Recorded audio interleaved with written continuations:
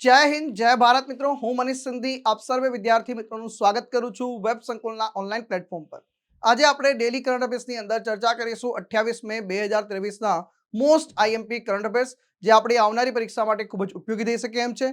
આજે video recorded ફોર્મમાં છે એટલે જેટલા પણ પ્રશ્નો આવે તો સૌપ્રથમ એને અટેન્ડ કરવાનો પ્રયાસ કરજો અને પછી જ જે છે એનો જવાબ જોવાનો પ્રયત્ન કરજો તો તમને જે છે સરળતાથી બધું યાદ રહેશે। આગળ વધુ એ પહેલા ક્લાસ 3 ની બદલાયેલી નવી પદ્ધતિ પ્રમાણે પ્રિલિમ મેઇન્સમાં પાછા બે ભાગ ગ્રુપ એ ગ્રુપ બી આ બંનેને જે છે એટલે ત્રણ લેવલને જે છે કેટર કરતો એક પ્લાનર કોર્સ આપણે ઓફલાઈન બેચમાં જોડાઈ શકતા નથી। ઘરે બેઠા ઓફલાઈન જેવી તૈયારી કરવી છે તો વેબ સંકુલ લઈને આવ્યું છે સારથી ધ પ્લાનર કોર્સ। આ બદલાયેલી નવી પદ્ધતિ અનુસાર જેમાં પ્રિલિમ પણ કવર થાય, મેઇન્સ પણ કવર થાય, મેઇન્સમાં પણ ગ્રુપ એ અને ગ્રુપ બી બંનેને કવર કરે છે। આ પ્લાનર કોર્સ પર 31/5/2023 સુધી જે છે 50% ડિસ્કાઉન્ટની ઓફર ચાલી રહી છે। એટલે જો તમે 31 મે 2023 પહેલા આ કોર્સની અંદર એનરોલ થાઓ છો એક તો તમને પ્લાનર 50 પ્રોમો કોડની મદદથી 50% ડિસ્કાઉન્ટ મળવાપાત્ર રહેશે। આ ઉપરાંત તમને 2 મહિના એક્સ્ટ્રા ફ્રીમાં મળી રહ્યા છે એટલે 6 મહિના ઉપર બીજા 2 મહિના અને 12 મહિના પર બીજા 2 મહિના। પણ આ ક્યાં સુધી ઓફર અવેલેબલ છે? 31 મે 2023 સુધી ઓફર અવેલેબલ છે, આનો લાભ લઈ લેજો। ડેલી તમને ખબર છે આપણે વ્યક્તિ વિશેષ કવર કરીએ છીએ। પહેલા વ્યક્તિ વિશેષ તમારી સ્ક્રીન પર છે। વિનાયક દામોદર સાવરકર બાબતે કયું અથવા કયા વિધાન અથવા વિધાનો સાચું અથવા સાચા છે? 4 વિધાન તમારી સ્ક્રીન પર લખેલા છે। પહેલું, અભિનવ ભારત એક ક્રાંતિકારી સંસ્થાની સ્થાપના કરી, વાત સાચી છે। ભારતીય રાષ્ટ્રવાદીઓને પ્રેરણા આપવા માટે તેમણે મજીનીનું જીવન ચરિત્ર લખ્યું, વાત સાચી છે। The Indian war of independence 1857 પણ એમણે લખ્યું જેમાં 1857ના વિદ્રોહને રાષ્ટ્રવાદી દ્રષ્ટિકોણ આપવાનો પ્રયાસ કર્યો, આ પણ સાચું છે। બ્રિટિશ કેદમાંથી બચવા માટે સઢવાળા વાહનમાંથી સમુદ્રમાં કૂદી પડ્યા હતા, આ પણ વાત સાચી છે આની અંદર। એટલે કે આ પ્રશ્ન જે છે એના ચારે ચાર વિધાન વાક્યો કેવા છે? ચારે ચાર વિધાન વાક્યો સાચા છે મિત્રો। ચલો તો આજે આપણે કેમ ચર્ચા કરી રહ્યા છે? વિનાયક દામોદર સાવરકરજીનો આજે જન્મદિવસ છે એટલે 28 મે એમની જન્મ જયંતિ છે। બીજી વસ્તુ કે થોડા દિવસ પહેલા જ એમના વિશે આપણે પરિચય પણ મેળવ્યો હતો અને જેટલા વિદ્યાર્થી મિત્રો ડેલી કરંટ અફેર્સનો લેક્ચર અટેન્ડ કરે છે આજે રેકોર્ડેડ ફોર્મ છે એટલે આજે એ વાતનો ખ્યાલ આવી જશે કેટલા વિદ્યાર્થી મિત્રો ડેલી કરંટ અફેર્સ જે છે એ સિરિયસલી અટેન્ડ કરે છે। થોડા દિવસ પહેલા આપણે ચર્ચા કરી હતી કે મહારાષ્ટ્રની જે એકનાથ શિંદેની સરકાર છે એમણે જે છે આ 28 મે એટલે સાવરકરના જન્મદિવસને એક જન્મદિવસ તરીકે ઉજવવાની જાહેરાત કરી છે અને એ જન્મદિવસને નામ કયું આપવામાં આવ્યું છે એ તમારે મને કોમેન્ટ બોક્સમાં લખીને જણાવવાનું છે। તો 28 મે 1883 ના રોજ ભગુર તાલુકો દેવડાલી જિલ્લો નાસિક મહારાષ્ટ્રમાં જન્મ થયો હતો। અવસાન 27 ફેબ્રુઆરી 1966 મુંબઈ ખાતે થયું હતું। ભારતીય સ્વતંત્રતા આંદોલનની વાત કરીશું તેમાં અગ્રીમ હરોળના સૌથી પહેલા સક્રિય કાર્યકર અને પ્રખર રાષ્ટ્રવાદી નેતા એટલે કે ભાઈ વીર સાવરકરજીનું નામ આવશે સાહેબ। અગ્રણી સાહિત્યકાર તથા સમાજ સુધારક હતા। પોતાના મિત્ર વર્તુળની અંદર જે છે તાત્યારાવના ઉપનામથી ખૂબ જાણીતા બનેલા હતા સાહેબ। એમના વિશે બહુ ડિટેલમાં આપણે પરિચય મેળવવાની છે કારણ કે પાછલા 1.5 વર્ષની અંદર તમે કોંગ્રેસ અને બીજેપીની વચ્ચે આ એક લડાઈ જોઈ રહ્યા છો કે વીર સાવરકરને જે છે બે પ્રકારના પોલિટિકલ ડ્રામા ચાલી રહ્યા છે। એટલે આપણા માટે તો સ્પર્ધાત્મક પરીક્ષાના અભ્યાસુ તરીકે આપણે તો શું જોવાનું છે કે વીર સાવરકર વિશે આપણને જે છે વિનાયક દામોદર સાવરકર વિશે આપણને પરિચય હોવો જોઈએ। ગમે ત્યારે પેપર સેટર પેપરમાં ક્વેશ્ચન બનાવી શકે છે।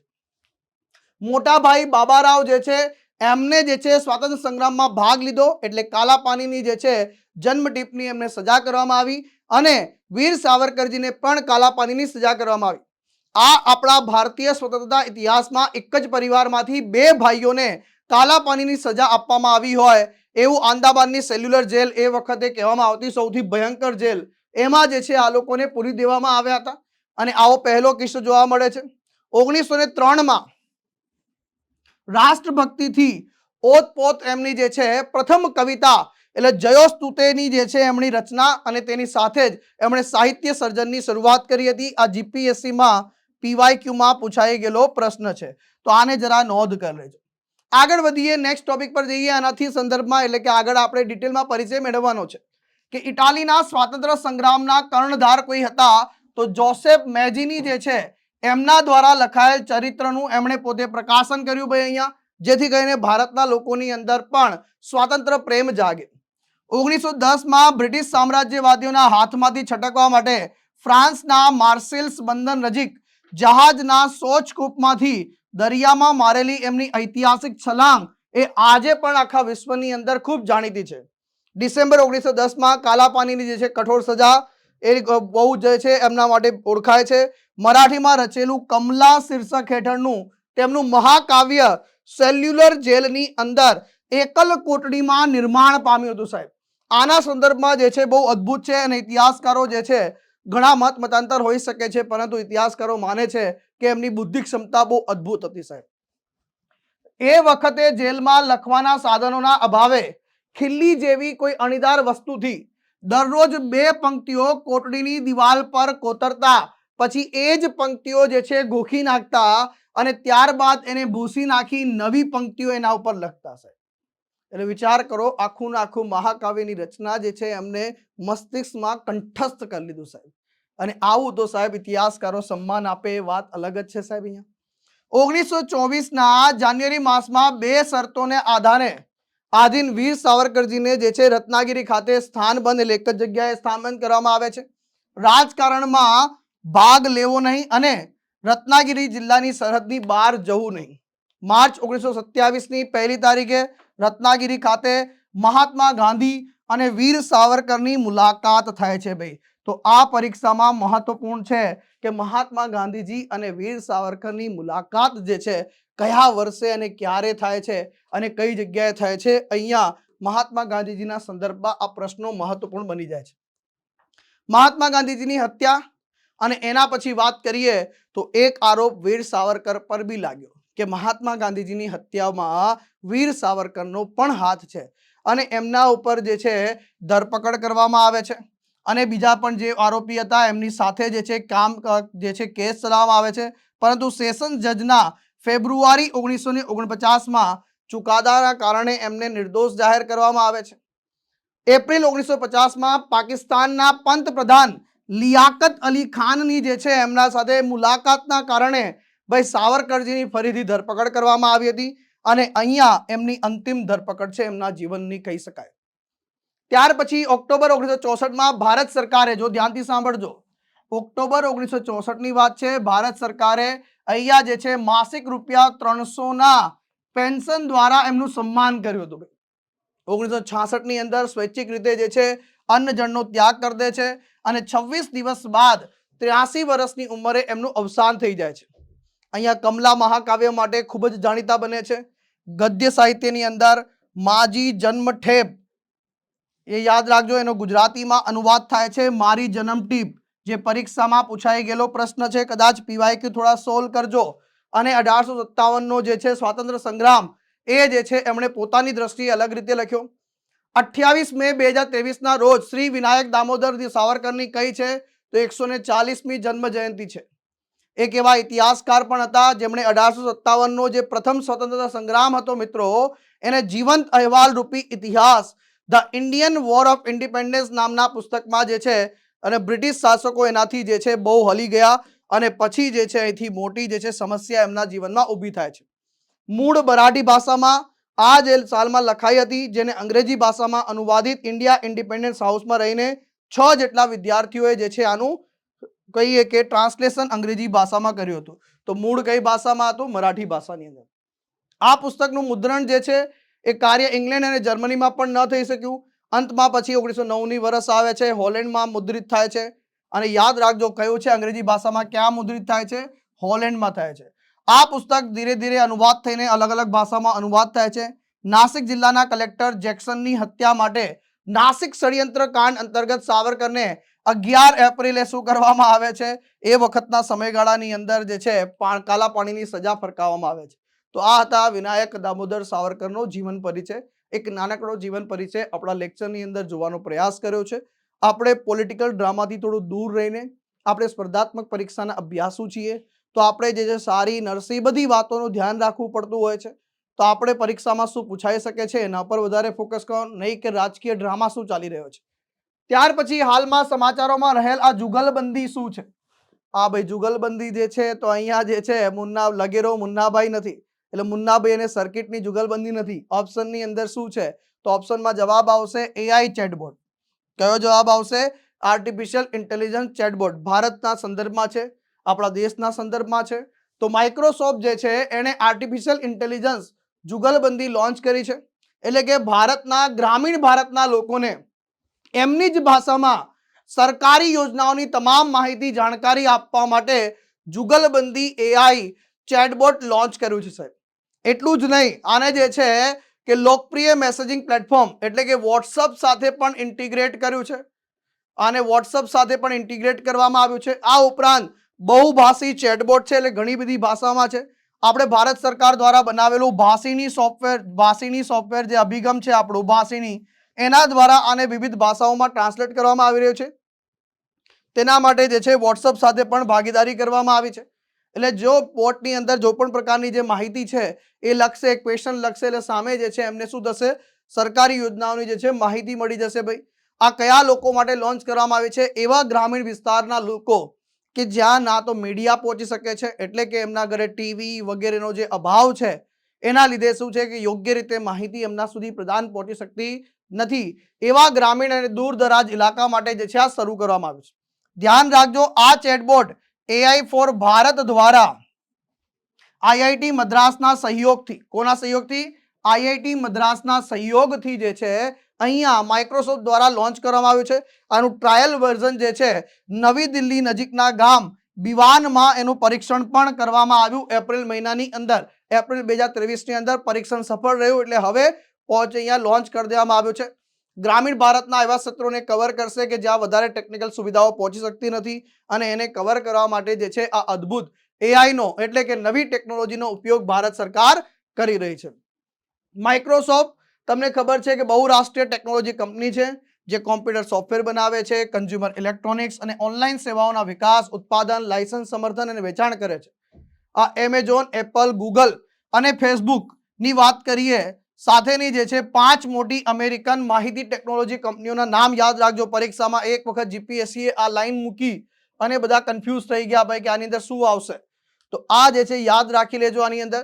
તો એમેઝોન, એપલ, ગૂગલ, ફેસબુક અને માઇક્રોસોફ્ટ, આ ટોટલ 5 મહત્વપૂર્ણ જે છે દુનિયાની સૌથી મોટી કંપનીઓ છે. આની સ્થાપના માઇક્રોસોફ્ટની 1975માં બિલ ગેટ્સ અને પોલ એનલ દ્વારા કરવામાં આવી હતી. કંપની માઇક્રોસોફ્ટનું પ્રથમ ઉત્પાદન શું હતું? અલ્ટેર બેઝિક હતું સાહેબ. અલ્ટેર 8800 ની વાત કરીશું. આ માઇક્રો કોમ્પ્યુટર માટેની પ્રોગ્રામિંગ ભાષા છે સાહેબ. તો એ પણ સરસ મજાની માહિતી છે. તો અહીંયા 4 એપ્રિલ 1975માં મુખ્ય મથક જે છે વોશિંગ્ટન ખાતે આવેલું છે. સીઈઓ અત્યારે હાલ કોણ છે? ભારતીય મૂળના વ્યક્તિ સત્ય નંડેલાજી છે. આ યાદ રાખજો. ગૂગલની અંદર પણ અત્યારે હાલ ભારતીય છે, સુંદર પિચાઈ છે. યુટ્યુબની વાત કરીશું ભાઈ, તો વાયટીની યુટ્યુબની વાત કરીશું તો યુટ્યુબના સીઈઓ કોણ છે અત્યારે? તો નીલ મોહન સાહેબ છે. કોણ છે? નીલ મોહનજી છે. તો આ કેટલીક માહિતી છે જેને જરા યાદ રાખી લેજો, પરીક્ષાના સંદર્ભમાં બહુ ઉપયોગી થશે. G7 દેશો આપણે ડિટેલમાં ઘણી બધી ચર્ચાઓ કરી ચૂક્યા છે. હાલમાં 2 દિવસ પહેલાના લેક્ચરમાં G7 ના સંદર્ભમાં આપણે બહુ ડિટેલમાં ચર્ચા કરી. પરંતુ અહીંયા G7 સમિટ જેનું આયોજન 49મા નંબરની જે સમિટ છે મિત્રો, એ જાપાનના હિરોશીમા ખાતે યોજાય છે. ક્યાં યોજાય છે ભાઈ? હિરોશીમા ખાતે યોજાય છે. પ્રધાનમંત્રી મોદી સાહેબને પણ આમંત્રણ આપવામાં આવ્યું હતું. ભારત G7 નો હિસ્સો નથી, એટલે G7 દેશોમાં ભારતનો સમાવેશ થતો નથી. તેમ છતાં ભારતને આમંત્રણ આપવામાં આવે છે. જાપાન ગયા, જાપાનથી પછી તમને ખ્યાલ છે પાપુઆ ન્યૂ ગિની ગયા, એટલે ફાફડા ગિની ગયા. એ ફાફડા નો હતા, પાપુઆ ન્યૂ ગિની છે, ત્યાં ગયા. પછી ફિજી દેશની અંદર ગયા. ફિપિક વિશે પણ આપણે ચર્ચા કરી હતી. જો તમે ડેલી કરંટ અફેર્સ અટેન્ડ કરતા હશો તો આ શબ્દો તમને યાદ આવી રહ્યા હશે. પાપુઆ ન્યૂ ગિનીનું જે છે સર્વોચ્ચ સન્માન, એ ઉપરાંત વાત કરીએ તો ફિજી દેશનું સર્વોચ્ચ સન્માન, આ બધું મોદી સાહેબને પ્રાપ્ત થયું. પણ અહીંયા પ્રશ્ન ઉભો છે કે G7 દેશો પણ હવે જે છે આર્ટિફિશિયલ ઇન્ટેલિજન્સ તરફ આગળ વધી રહ્યા છે. એ લોકો પણ જે રહેલા પડકારો છે એનું સમાધાન શોધવા માટે આર્ટિફિશિયલ ઇન્ટેલિજન્સનો ઉપયોગ કરી રહ્યા છે. અને અહીંયા G7 ના દેશોએ એક પ્રક્રિયાને નામ આપ્યું છે કે હિરોશીમા એઆઈ પ્રક્રિયા આપણે ઉપયોગ કરીશું. આવનારા સમયની અંદર ચેલેન્જીસ છે, એમાં આપણે આર્ટિફિશિયલ ઇન્ટેલિજન્સનો ઉપયોગ કરીશું આની અંદર. તો હિરોશીમા એઆઈ પ્રોસેસ જે છે બધા જ દેશો સહમત થઈ ગયા છે, અને જો બાઇડન તો પહેલાથી તૈયાર છે કે ભાઈ આ તો કહે છે કે G7 ના જે દેશો જે કંઈ પણ કરે છે હું રેડી છું અને તૈયાર છું. UN framework convention on climate change UNFCCC ની વાત કરીએ તો 2023માં એની COP 28 એટલે conference of the parties COP 28 ની યજમાની કયો દેશ કરવા જઈ રહ્યો છે? COP 27 વિશે વાત કરીએ તો એ આપણા ઇજિપ્તમાં યોજાઈ હતી. એના સંદર્ભમાં પ્રશ્ન પરીક્ષામાં પૂછાઈ પણ ગયો છે. હવે યુએનએફસીસી ની જે છે COP 28, COP એટલે કે કોન્ફરન્સ ઓફ પાર્ટી, બધા લોકો ભેગા થઈને બેસે છે તો અલગ અલગ જે સંધિ હોય છે એના અંતર્ગત COP થતી હોય છે. અહીંયા United nation framework convention on climate change છે, ક્લાઇમેટ ચેન્જના સંદર્ભમાં વાત કરે છે. તો આનું આયોજન કઈ જગ્યાએ થવાનું છે? તો આનું આયોજન યુએઈ ખાતે થવાનું છે. ચલો હવે એક પ્રશ્ન છે, COP 28ના 28મા સત્રના પ્રમુખની સલાહકાર સમિતિમાં કયા વ્યક્તિ જોડાયા છે? હવે પહેલો પ્રશ્ન કેમ બન્યો, આનું કારણ અહીંયા છે. કયા વ્યક્તિ જોડાયા છે? મુકેશ અંબાણી જે છે, રિલાયન્સ ઇન્ડસ્ટ્રીના માલિક જે છે, આની અંદર જોડાઈ ચૂક્યા છે. તો અહીંયા જે છે united nation framework convention on climate ચેન્જની કોન્ફરન્સ ઓફ ધ પાર્ટીઝ એટલે COP 28ના સત્રના જે પ્રમુખ છે, અધ્યક્ષ છે, એની સલાહકાર સમિતિના સભ્ય તરીકે એમને નિયુક્ત કરવામાં આવ્યા છે. આનું આયોજન યુએઈમાં 30 નવેમ્બર મહિનાની અંદર કરવામાં આવશે. ડિસેમ્બર સુધી આ ચાલવાનું છે સાહેબ. તો આ પણ ધ્યાન રાખજો, દુબઈના એક્સપો સિટી ખાતે આનું આયોજન કરવામાં આવશે. ચિત્તાના સંદર્ભે કયું અથવા કયા વિધાન અથવા વિધાનો સાચું અથવા સાચા છે? જો ચિત્તા અત્યારે હાલ ચર્ચામાં છે. સુપ્રીમ કોર્ટે પણ સરકારને કીધું છે કે તમારું રાજકારણ બાજુ પર મૂકીને જરા ચિત્તાને જે ટ્રાન્સલોકેટ કરીને લાવ્યા છો તમે, એટલે કે આંતરખંડીય જે તમે ટ્રાન્સલોકેશન કર્યું છે એનું ધ્યાન આપો. ચિત્તા મરી રહ્યા છે એના પર ફોકસ કરો. પણ આ જ પ્રશ્ન પરીક્ષામાં કેવી રીતે પૂછી શકે છે? આવી રીતે. ચિત્તાના બચ્ચા તેમના જન્મ સમયે અંધ અને લાચાર હોય છે. ભાઈ, ચિત્તાના બચ્ચાને જંગલમાં જીવિત રહેવાની શક્યતાઓ 10% હોય છે. તેમની પાસે જાડી સિલ્વરી ગ્રે આવરણ હોય છે એમના ઉપર, એમના બેક પર. ભાઈ, તે લગભગ 3 મહિનાની અંદર જે છે એ આવરણ ઓટોમેટિકલી જે છે ખરી જાય છે, એટલે ઉતરી જાય છે. સાહેબ, આમાંથી કયું વિધાન સાચું છે? સાહેબ, હવે તમને એમ થતું હશે સાહેબ આ તો ક્યાંય અમારા ન્યૂઝમાં વાંચવામાં આવ્યું નથી. તો બસ આ જ બાબતો છે, આ જ બાબતો છે. પેપર સેટર પણ કંઈક આવું જ કરી રહ્યો છે. કરંટ અફેર્સમાં કઈ બાબતો ચર્ચામાં છે એની સાથે એ જોવે છે કે તમે જે છે કઈ બાબતો પર ઇન્ટરેસ્ટ રાખો છો વાંચવામાં. તો તમને ઇન્ટરેસ્ટ શું છે? કેટલા બચ્ચા મરી ગયા, સુપ્રીમ કોર્ટે શું કીધું, કેન્દ્ર સરકારે શું કીધું, એ વિરોધી પાર્ટીએ શું કીધું, આ બધી બાબતો પર ચર્ચા નથી કરવાની. આપણે બેઝિક એટલે ઉપરોક્ત તમામ 3 વિધાન જે છે સાચા છે. ચલો, મધ્યપ્રદેશનું કુનો નેશનલ પાર્ક આપણને બધાને ખબર છે. ત્યાં જે છે વધુ 2 ચિત્તાના બચ્ચાના જે છે મૃત્યુ થયા. સાહેબ, 4 બચ્ચા હતા સાહેબ, 4માંથી 3 બચ્ચાના તો અવસાન થઈ ચૂક્યા છે. એટલે એક પહેલા મરી ગયું, 2 બીજા, એટલે 3 બચ્ચા તો ઓટોમેટિક મરી ગયા. નામ્બીબિયા અને દક્ષિણ આફ્રિકાથી આપણે ચિત્તાઓને ભારતમાં લઈને આવ્યા છે. અહીંથી આપણે જે છે 8 લાવ્યા હતા. ભાઈ, અહીંયા આપણે 12 લઈને આવ્યા, ટોટલ 20 થઈ ગયા. એમાંથી પાછા એ 20માંથી 3 તો મૃત્યુ પામ્યા. ભાઈ, મોટા. નામ્બીબિયાથી લાવવામાં આવેલી સાસા નામની જે 4 વર્ષની માદા હતી સાહેબ, એનું પણ જે છે કિડનીના ઇન્ફેક્શનથી મૃત્યુ થયું હતું. સાહેબ, જોજો, ધ્યાનથી સાંભળજો બધા શબ્દો. નામ્બીબિયાથી લાવવામાં આવેલી માદા ચિત્તા જ્વાલા જે છે એને 4 બચ્ચાને જન્મ આપ્યો હતો, અને એકનું અવસાન થઈ ગયું. 19 + 4 એટલે 23 થઈ ગઈ સંખ્યા. હવે શું થાય છે? દક્ષિણ આફ્રિકાથી લાવવામાં આવેલ ચિત્તા ઉદય જે છે, આ ઉદયભાઈ, કંટ્રોલ ઉદયવાળા કંટ્રોલ નહીં, ઉદયભાઈનું અવસાન થઈ જાય છે. પછી કુનોમાં બચ્ચા સહિત ચિત્તાની સંખ્યા 22 રહી ગઈ. સાહેબ, શું છે? 23માંથી ઘટીને 22 થઈ ગઈ. માદા ચિત્તા દક્ષા, એનું મેટિંગ દરમિયાન શું થઈ ગયું? ભાઈ, અવસાન થઈ ગયું, અને સંખ્યા પાછી ઘટીને કેટલી થઈ ગઈ? 21 રહી ગઈ. સાહેબ, કેટલી રહી ગઈ? 21. જ્વાલાના 2 અવસાન જે છે, બચ્ચાનું અવસાન થતા મૃત્યુ પછી 3ને ડોક્ટરની દેખરેખ રાખવામાં આવ્યા હતા, જેમાંથી વધુ 2 ને 1ના મૃત્યુ પછી બીજાને દેખરેખ રાખવામાં આવ્યા. 3નું અવસાન થઈ ગયું. એટલે કે હવે 21માંથી 3 બચ્ચા જતા રહે, 18 ચિત્તા આપણા દેશની અંદર કુલ બચ્યા છે. સાહેબ, અહીંયા ચિત્તાના બચ્ચા ખૂબ જ મુશ્કેલીમાંથી બચે છે. એક અભ્યાસ છે કે આ પ્રાણીઓને લુપ્ત થવાનું મુખ્ય કારણ એ છે કે એમની નાની ઉંમરમાં એમનું અવસાન થાય છે. બહુ ઓછા બચ્ચા છે જે સર્વાઈવ કરે છે. ચિત્તામાં કુદરતી રીતે મૃત્યુ દર કેવું હોય છે? ખૂબ જ વધુ હોય છે. અને પાછા એ આવા નવા માધ્યમની અંદર, નવા એન્વાયરમેન્ટની અંદર આવ્યા તો એમને જે છે સર્વાઈવ કરવું ખૂબ કાઠું પડી જાય છે. 17 સપ્ટેમ્બર 2022ના રોજ જે છે એમના જન્મદિવસ પર તમને ખ્યાલ છે સૌથી પહેલા 8 બચ્ચા લાવવામાં આવ્યા હતા. ફેબ્રુઆરીમાં 12 બીજા લાવવામાં આવ્યા હતા. તો અહીંયા જે છે આ ટોટલ સંખ્યા પણ તમને દર્શાવી દીધી મેં. હવે ચિત્તાના બચ્ચાના સંદર્ભે ધ્યાન રાખજો, જ્યારે જન્મે છે ત્યારે બચ્ચા અંધ અને એકદમ લાચાર હોય છે. એની માતા હૂંફ અને સુરક્ષા એને પ્રદાન કરે છે. અને આ જે એમનો બચ્ચાનો જે 3 મહિના કે 5 મહિનાનો જે પીરિયડ હોય છે બાળકનો, એ સૌથી સંવેદનશીલ સમય હોય છે, કારણ કે એમને અસુરક્ષિત છોડી દેવામાં આવતા હોય છે. ચિત્તાના બચ્ચાઓની પીઠ નીચે જાડા ચાંદી ગ્રે મેન્ટલ એટલે કે એક પ્રકારનું આવરણ હોય છે. મેન્ટલ બદ મધ બેજર તરીકે ઓળખાતા આક્રમક પ્રાણીના દેખાવની એક પ્રકારની જે છે પ્રતિકૃતિ ઊભી કરે છે. અને એના કારણે જે છન્ના આવરણ એટલે ચીટિંગ કરવાને, એટલે કોઈને ખબર ના પડે કે આ બચ્ચું છે, નહીં તો પછી જે તમને ખબર છે શિકારી પ્રાણીઓ જે છે શિકાર કરી જાય છે. એટલે એમના બચાવ માટે જે છે આ એક પ્રકારનું જે છે છન્ના આવરણ પૂરું પાડે છે સાહેબ. તો આ પણ જે છે ધ્યાન રાખી લેજો. જોડે જોડે 3 મહિના ઉંમરે જે છે આ આવરણ ઓટોમેટિક ગુમાવી દે છે. એક અહેવાલ એવું કહે છે, આખા વિશ્વની અંદર રિપોર્ટ એવું કહે છે કે બચ્ચાઓ ચિત્તાના બચ્ચાનો જંગલમાં જીવિત રહેવાનો દર 10% છે સર. કેટલું છે? 10% છે. એટલે 100 બચ્ચા હોય તો એમાંથી 10 જ બચ્ચા જે છે જીવિત બચે છે, એવું છે. એટલે 10 જન્મ્યા હોય તો એમાંથી 1 બચે છે. એટલે કે આ પ્રોજેક્ટ ચિત્તા જે છે આપણે લાવવામાં આવ્યો છે, શું એ સફળ ક્યારે ગણાશે? તો અહીંયા જે એક્સપર્ટ લોકો છે એ એક્સપર્ટ લોકોનું માનવું છે કે જેટલા ચિત્તા આપણે લાવ્યા છે એ ચિત્તામાંથી જો 10 ચિત્તા પણ સર્વાઈવ કરી જાય તો આપણે પ્રોજેક્ટ ચિત્તા જે છે સફળ થયો એમ સમજી શકાય છે. પણ અહીંયા પણ ધ્યાન રાખીએ તો 10 થી વધુ પણ જીવી શકે છે.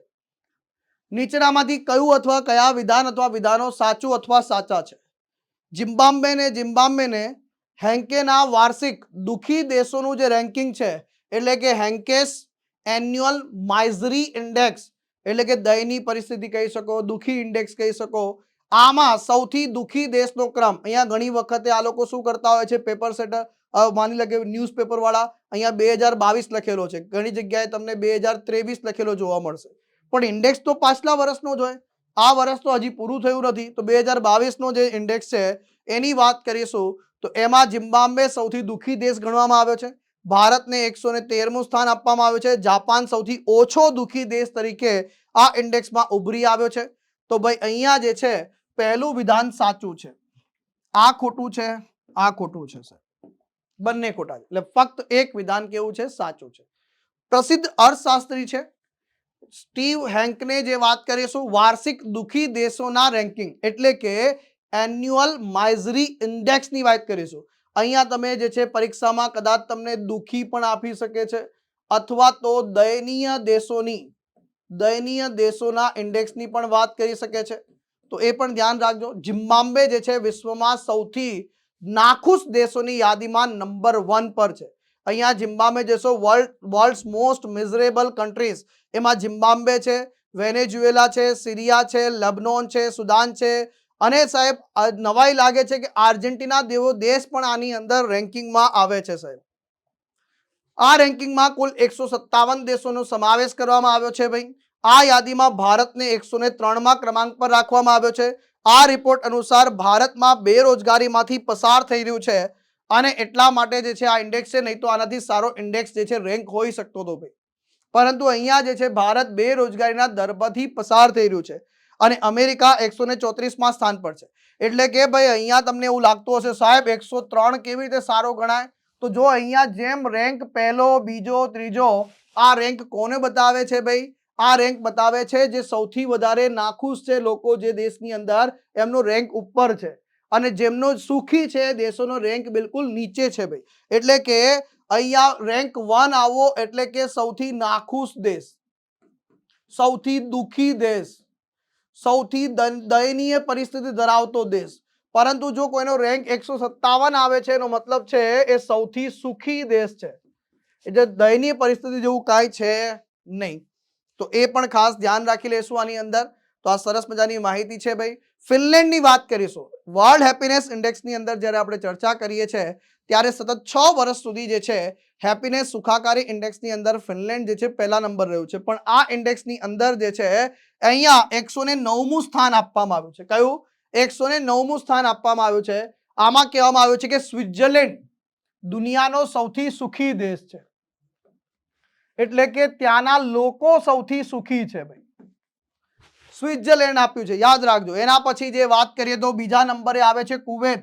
जो 157 नंबर पर स्विट्जरलैंड, 156 नंबर पर कुवैत आवे छे बीजा नंबरे, पछी आयरलैंड जेवो देश आवे छे, जापान 154 नंबर पर छे, मलेशिया छे, ताइवान छे, नाइजर छे, थाईलैंड छे, टोंगो छे ने माल्टा। आ बधा देशो जे छे कम्पेरेटिवली त्याना लोको सुखी छे एवुं आ इंडेक्स कहेवा मांगे छे।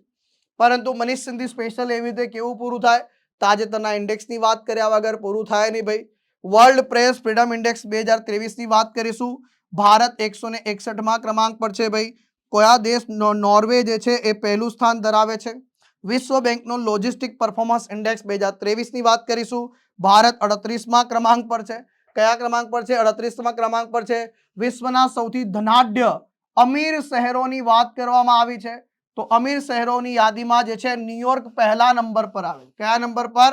અને ભારતમાં પહેલું કયું આવે છે? મુંબઈ। અને વૈશ્વિક લેવલે ભારતનો મુંબઈનો ક્રમ 21 છે। વિશ્વના સૌથી વધુ ગુનાહિત દેશોની જે રેન્કિંગ છે એમાં ભારત જે છે 77મા ક્રમાંક પર આવે છે અને વેનેઝુએલા પહેલા નંબર પર છે સાહેબ। પછી સ્ટેનફોર્ડ યુનિવર્સિટીના વાર્ષિક એઆઈ ઇન્ડેક્સની વાત કરીશું। આર્ટિફિશિયલ ઇન્ટેલિજન્સ ઇન્ડેક્સની વાત કરીએ તો એની અંદર ભારત જે છે 5મા ક્રમાંક પર છે અને યુએસએ ટોચ પર છે, પહેલા નંબર પર છે સાહેબ।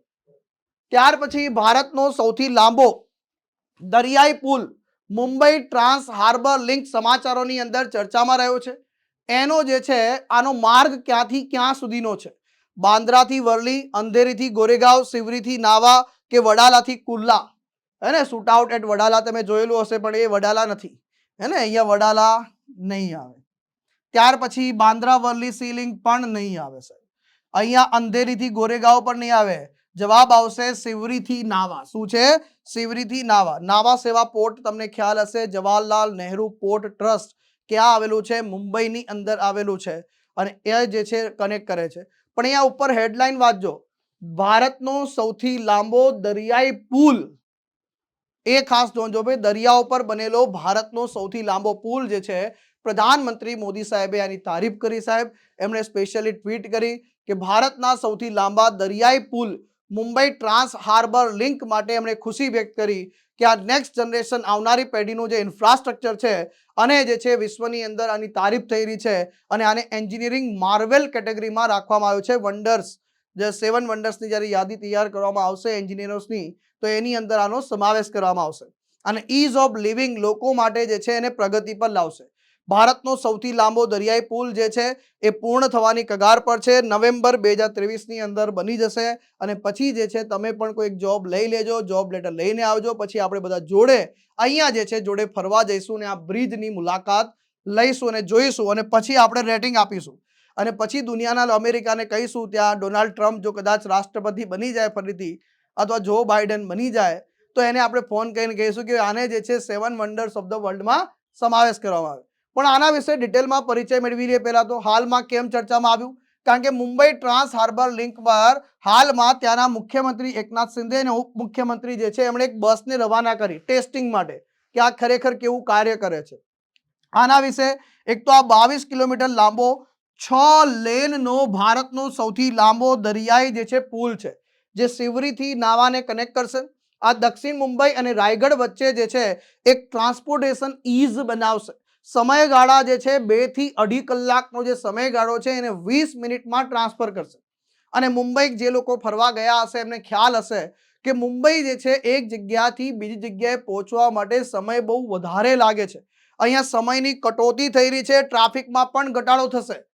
તો મુંબઈ, નવી મુંબઈ, રાયગઢ, મુંબઈ પુણે એક્સપ્રેસ વે અને મુંબઈ ગોવા હાઈવે વચ્ચેનું અંતર જે છે ઘટાડવાનું કામ કરશે સાહેબ।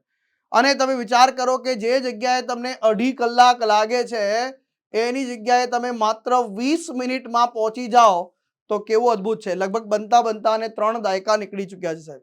ભારતનો સૌથી લાંબો અને વિશ્વનો 10મો સૌથી લાંબો દરિયાઈ પુલ છે। ભારતમાં પહેલી વખત ઓર્થોટ્રોપિક સ્ટીલ ડેક ટેકનોલોજીનો આ બ્રિજની અંદર ઉપયોગ કરવામાં આવ્યો છે। નાવા સેવા બંદર તરફ જતી વખતે સૌથી વ્યસ્ત નેવિગેશનલ ચેનલોમાંથી એક છે। સી લિંક પરથી આ પસાર થાય છે। આની અંદર ઓર્થોટ્રોપિક સ્ટીલ ડેક્સ એક ખાસ એક પ્રકારનું સ્ટીલ ડેક છે જે સામાન્ય કરતા 3 ગણા લાંબા સમય સુધીના અંતરને કવર કરે છે। એટલે 2 થાંભલાઓ વચ્ચેનું અંતર વધુ હોય છે એમ કહી શકાય એક પ્રકારનું। આ નવીન ઇન્ફ્રાસ્ટ્રક્ચર પ્રોજેક્ટ મુસાફરીના સમયને 2 થી 3 કલાકથી ઘટાડીને માત્ર કેટલું લાવે છે? 20 મિનિટનો લાવે છે. દરિયાઈ પુલ જે છે એમાં ઓપન રોડ ટોલિંગ સિસ્ટમથી સજ્જ કરવામાં આવશે, એટલે ટોલિંગ માટે તમારે ઊભા રહેવું નહીં પડે. એટલે અહીંયા જે છે વાત કરીએ, મહારાષ્ટ્ર સરકારે પણ માહિતી અહીંયા શેર કરી છે. શું કહે છે? Seamless direct connectivity between south Mumbai અને રાયગઢ વચ્ચે લાવશે. 22 કિલોમીટર અને 6 લેનનો આ સી બ્રિજ છે સાહેબ. આ ડિસ્ટન્સ જે છે મુંબઈ, નવી મુંબઈ, રાયગઢ, મુંબઈ પુણે એક્સપ્રેસને રિડ્યુસ, એટલે કે એનો જે છે અંતર ઘટાડી દેશે. એટલે હવે એ રસ્તા પર જતા લોકોને જે છે બહુ જલ્દીથી ટ્રાન્સપોર્ટ થશે સાહેબ. કોસ્ટ અને 1 અવર ટ્રાયલ ટાઈમ વિલ બી સેવ. અહીંયા જે છે તમારી બચત થશે, ફ્યુઅલની બચત થશે, ટ્રાન્સપોર્ટેશન કોસ્ટમાં ઘટાડો આવશે કારણ કે સમય બચશે એના લીધે. આ ફર્સ્ટ પ્રોજેક્ટ ઇન ઇન્ડિયા, આ પહેલો પ્રોજેક્ટ છે જેમાં ઓપન રોડ ટોલિંગ સિસ્ટમનો ઉપયોગ કરવામાં આવશે. આ ભારતનો સૌથી લોંગેસ્ટ અને વિશ્વનો 10મો લોંગેસ્ટ જે છે દરિયાઈ બ્રિજ છે. ઘણી બધી જે છે આની અંદર આની ખાસિયતો આપવામાં આવેલી છે. અહીંયા જે છે આ એનું વજનની વાત કરે છે તો વજન જે છે 17 એફિલ ટાવરનો વજન ભેગું કરીએ ને, એફિલ ટાવર 17 એફિલ ટાવરના વજન બરાબર આ બ્રિજનું વજન થાય છે.